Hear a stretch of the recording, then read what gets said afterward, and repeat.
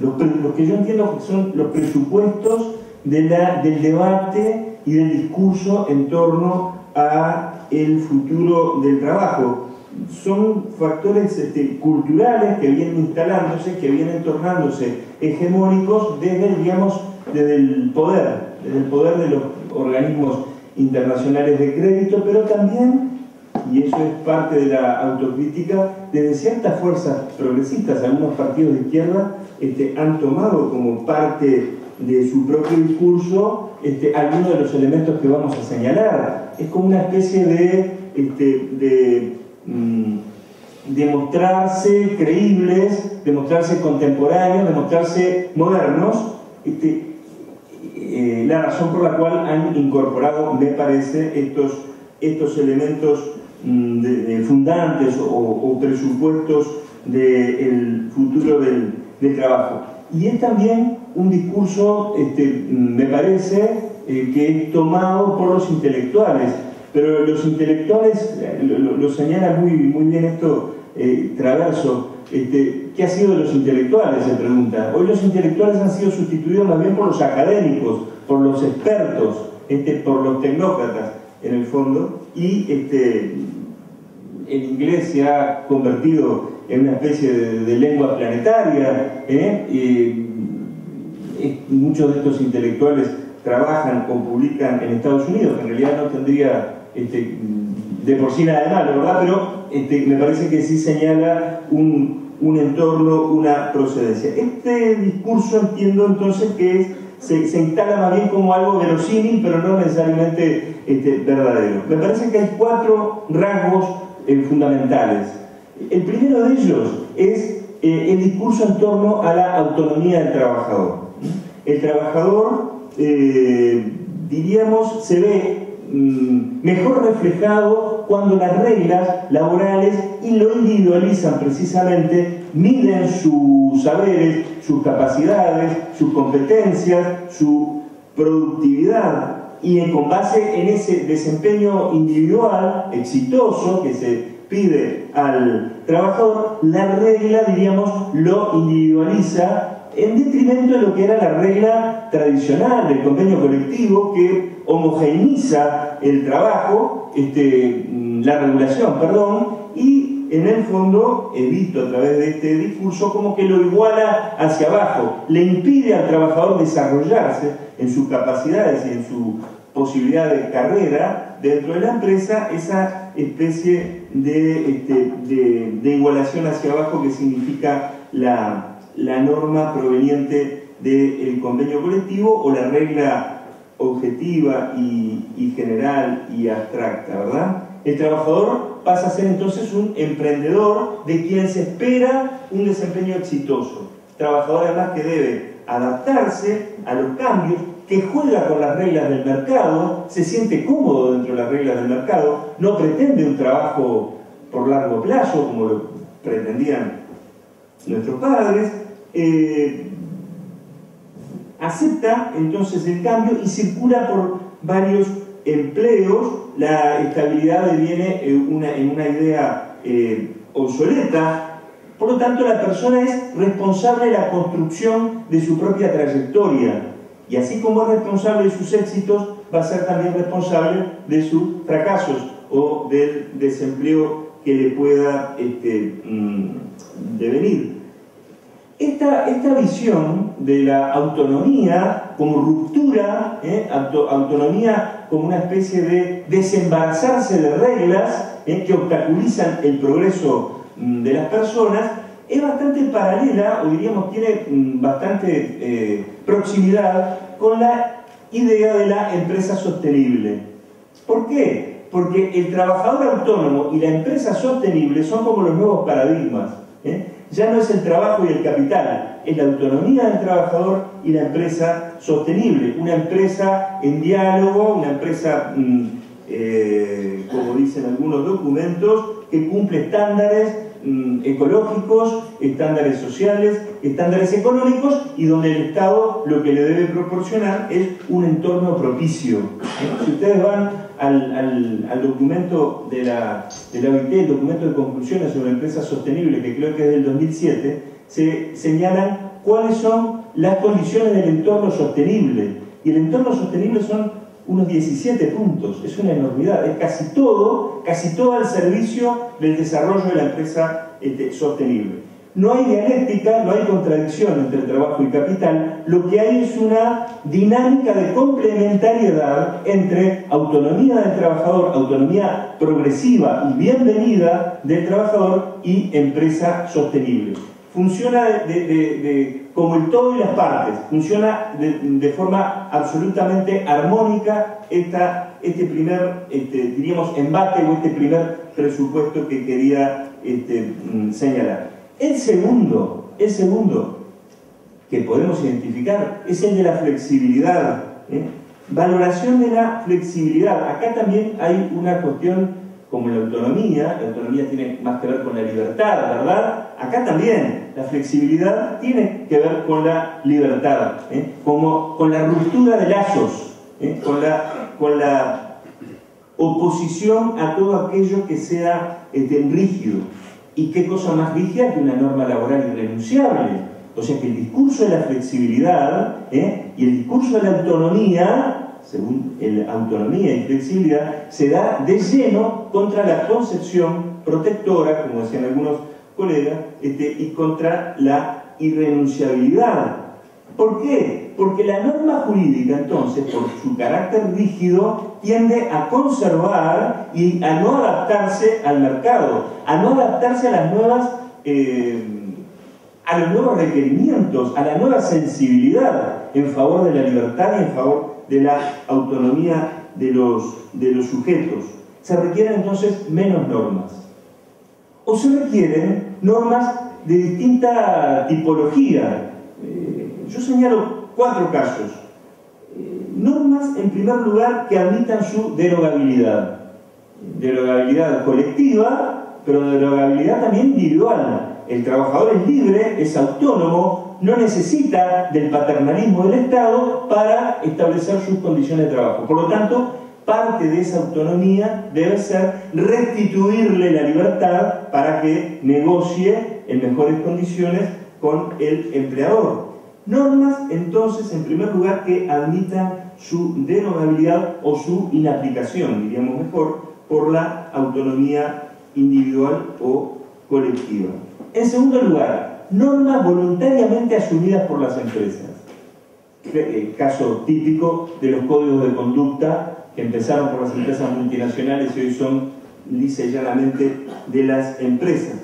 Pero son normas de tipo voluntario que estrictamente dicen muy poco de novedoso. Muchas de ellas no son otra cosa que una copia de los derechos consagrados en la Declaración de Principios y Derechos Fundamentales en el Trabajo de la OIT. Prohibición del trabajo infantil, eliminación del trabajo forzoso, libertad sindical, etc. O sea, dicen poco y lo asumen como voluntario, cuando en realidad están hablando de derechos humanos, ¿verdad? Pero se asume como una norma que la empresa, en esta especie de operación de marketing, ¿verdad? Asume como parte de su visión y misión. Tercera característica de la nueva normativa sería la de la entronización de las normas técnicas. Las normas técnicas se imponen por su propia naturaleza. Son normas de calidad, en general proporcionadas por entidades multinacionales. Son normas que vienen dadas. Hace pocos días discutía yo acompañando a un sindicato con un gerente de una empresa que habían hecho una reestructura, y el hombre me decía, mire, esto nos vino dado por KPMG, una consultora que la empresa contrató, no podemos nosotros negociarlo. ¿Cómo lo vamos a negociar si es una norma técnica? Si esta reestructura, tiene bases científicas. Negociarlo sería que perdiera eficacia, eficiencia. Negociar es corromper lo inmaculado de una norma técnica, ¿verdad? Quiere decir que las normas técnicas se imponen, ¿verdad?, a las partes de forma unilateral. cualquier negociación en torno a una norma técnica es tornarla ineficaz. Y el cuarto elemento de esta especie de nueva generación normativa daña, desde mi punto de vista, uno de los factores de progreso del derecho del trabajo, como es la internalización de las normas, ¿verdad? Cuando enseñamos derecho del trabajo, ¿qué enseñamos? La importancia de la constitucionalización, Constitución de México, 100 años, este año del artículo 123, y internacionalización del derecho del trabajo, fundación de la OIT, primeras normas internacionales, etc. Sin embargo, como todos sabemos, hoy en la OIT no se puede hablar de huelga, ¿verdad? La huelga, descubrimos en el 2012 que la huelga no estaba en el convenio 87. Lo veníamos enseñando desde hace muchísimos años. Todos nuestros maestros enseñaron que el derecho de huelga tenía reconocimiento en el plano del derecho, en el derecho internacional del trabajo, en el convenio 87, pero ahora resulta que los organismos de OIT no pueden interpretar. Yo no sé cómo se arreglan para leer sin interpretar. Para mí leer es interpretar, pero bueno, el convenio 87 entonces no dice nada sobre la huelga y no podemos interpretar que el artículo 3 y el 10 hacen referencia a las actividades que los sindicatos puedan desarrollar en defensa de los intereses de sus afiliados. Pero la cosa no queda allí, sino que las normas internacionales, nos vienen diciendo ahora también los empleadores, y lamentablemente algún documento de la OIT lo recoge, esto viene de algún documento también de la OCDE, parecería que ahora las normas se aplican en la medida de lo posible. La diligencia debida, o sea, no es que la norma se aplique o no se aplica hasta donde sea posible. Y reitero, estamos hablando de derechos humanos. Quiere decir que el discurso de la autonomía, el discurso de la flexibilidad, el tercero, el discurso sobre los medios alternativos. Hoy casi cualquier cosa es alternativa. Existen medicinas alternativas, dietas alternativas, izquierdas alternativas, movimientos de trabajadores alternativas, movimientos sociales alternativos. No está mal, no es un punto de vista reaccionario el que yo estoy planteando, ¿verdad? El riesgo de esto es que lo alternativo sustituya, no complemente, no cuestione lo tradicional, sino que directamente lo sustituya. Y en materia de derecho del trabajo, lo alternativo, ¿qué son? Los medios de resolución de los conflictos. Los medios de resolución de los conflictos. Medios alternativos son la mediación y el arbitraje, no en manos del Estado, sino en manos de sujetos más técnicos, más eficaces. Empresas consultoras específicas para trabajar en torno a la mediación y el arbitraje de los conflictos. Es una forma también, diríamos, tecnocrática de mirar las relaciones laborales, porque en el fondo esos tipos de mediación lo que tratan de demostrar es su eficacia, no la justicia de la solución. El discurso es lo eficaces que son los medios alternativos. No si proveen de soluciones más justas o no a los conflictos laborales. Por otro lado, la oposición a lo alternativo es lo anacrónico, lo obsoleto, o sea, los medios estatales, la demora de los juicios laborales. Un juicio laboral, para resolver un conflicto, tiene una duración de 2 años, de 5 años. Bueno, ¿de cuántos años? Sin embargo, los medios alternativos nos dan la solución rápida. O sea que lo alternativo me parece que es una tercera idea acerca de este discurso que debemos desmontar, criticar. El cuarto y último de estos presupuestos es la prevalencia o la relevancia del factor tecnológico. Parecería como que la tecnología opera por sí sola, ¿verdad? Y no sufre y no debe sufrir ningún tipo de control. La economía digital, las tecnologías de las plataformas que conectan directamente al trabajador con el empleador o los clientes con los proveedores, que también es una nueva forma, ¿verdad?, de ver las cosas. En el Uruguay pasa una cosa bastante significativa, que creo que debe ser patrimonio común de todos. Recién Ben-Susana hablaba del fenómeno de Uber. Si nosotros vamos a la legislación uruguaya de Uber, que es bastante reciente, ubica a Uber, no lo menciona Uber, ¿verdad? Pero todos sabemos de qué está hablando, las ubica como empresas intermediarias. Esto es muy importante. O sea, no son empresas que suministran el servicio final. ¿Por qué? Porque el servicio final no está en manos de Uber. En esta construcción, no digo que sea así, desde luego, ¿no? El servicio final está a cargo del proveedor del servicio, que es el chofer, no de Uber. Uber simplemente conecta oferta y demanda, es intermediario. De alguna forma, la legislación lo que hace es reconocer ese imaginario de Uber en torno a que no interviene directamente en el intercambio de servicios, de los servicios finales. No es una empresa de transporte de personas, no, es simplemente un intermediario. Eso además con la consecuencia de la absoluta dificultad para ubicar al empresario Uber. No les cuento, pero en el Ministerio de Trabajo tenemos grandes dificultades para citar a una audiencia a la empresa Uber, porque está identificada con un estudio, pero el estudio nos dice, bueno, no, pero en realidad nosotros no somos representantes, nosotros asistimos a Uber, pero no somos los representantes de la empresa. O sea, es la absoluta inmaterialidad del empleador, ¿verdad? La absoluta inmaterialidad. 4 elementos entonces: autonomía, flexibilidad, modos alternativos de resolución de los conflictos y determinismo, llamaría yo, determinismo tecnológico. ¿Qué tienen de nuevo? Y acá vamos al segundo aspecto que queríamos desarrollar. ¿Qué tienen de nuevo estos problemas? En realidad, estimo que tienen poco de nuevo en última instancia. En última instancia, el sustrato del problema no es novedoso. El sustrato del problema no es otra cosa que la aplicación de la ciencia y la tecnología al trabajo. Taylorismo y Fordismo no es otra cosa. Organización científica del trabajo. Esta es una nueva andanada de organización del trabajo con base a criterios científicos. Y si no hay nada nuevo en la aplicación de la tecnología a los modos de trabajar y a las formas de trabajar, tampoco en el fondo hay nada nuevo a las resistencias que eso implica desde el punto de vista de las personas que se ven afectadas.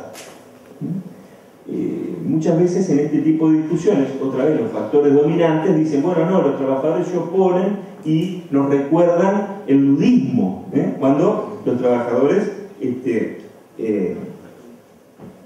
destruían las máquinas. Yo estuve repasando un trabajo lindísimo de Hobsbawm, Los destructores de máquinas se llama, Los destructores de máquinas. Y Hobsbawm lo que dice en realidad es que el trabajador, dice textualmente, no se interesaba por el progreso técnico en abstracto, ni siquiera se oponía al progreso técnico en abstracto. Lo que trataba que era evitar el paro y mantener el nivel de vida habitual. Nada muy distinto que nos adjudiquen a quienes presentamos alguna crítica al modo discursivo con que se está llevando adelante entre ciertos sectores el tema del futuro del trabajo, no nos puede emparentar de ningún modo con los destructores de máquinas, pese a que la relectura del trabajo de Hobsbawm es muy interesante, desde el lado no solamente de que los trabajadores no se oponían al progreso técnico, sino que se oponía a aquel progreso técnico que los hacía quedar sin empleo, sino que además tenían cierta complicidad con el pequeño comerciante, con el pequeño industrial, que también era amenazado por el gran capitalista que introducía tecnología. Y también esa rebelión, esa resistencia de los trabajadores estaba en el marco de otros medios de presión sobre los patronos para obtener concesiones.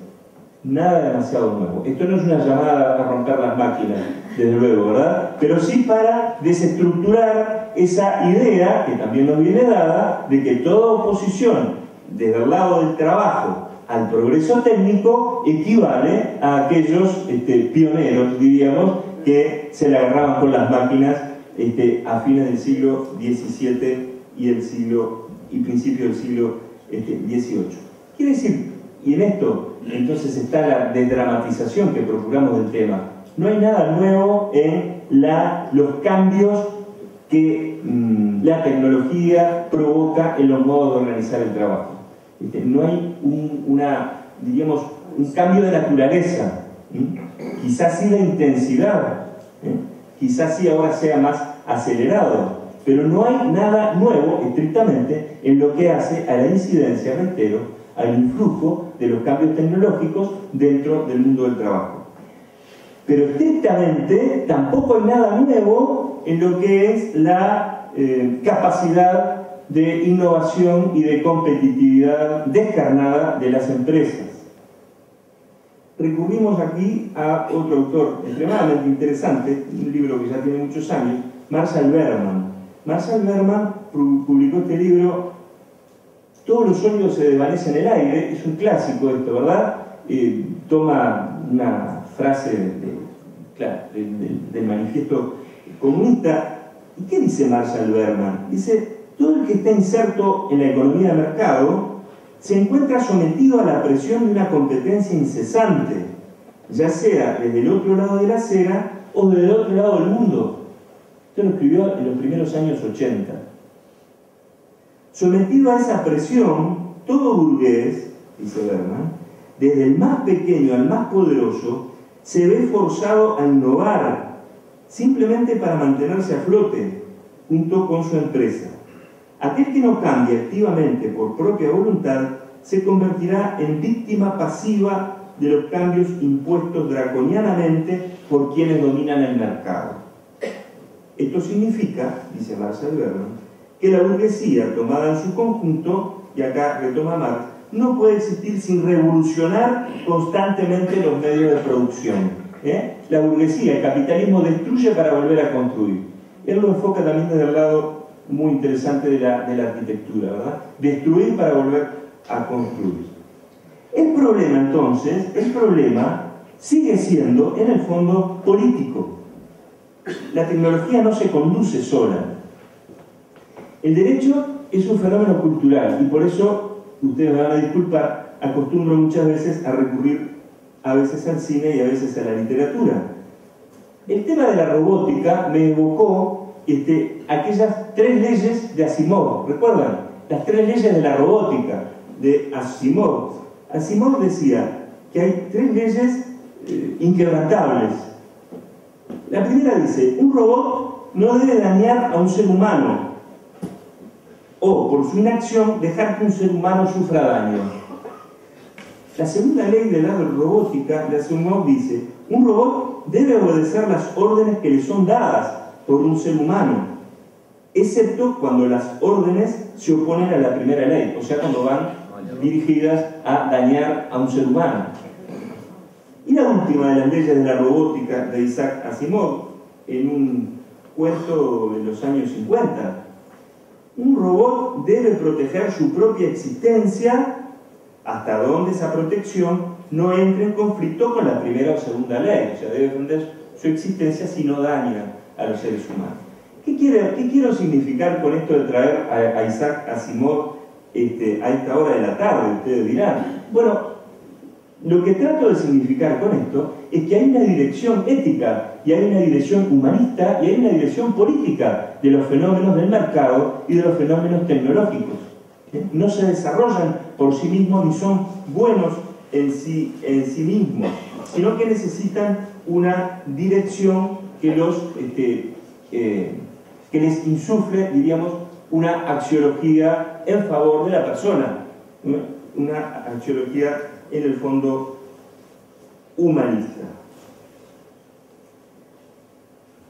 El problema para los sindicatos es naturalmente, como dice otro autor, conceptualizar el cambio, conducir el descontento.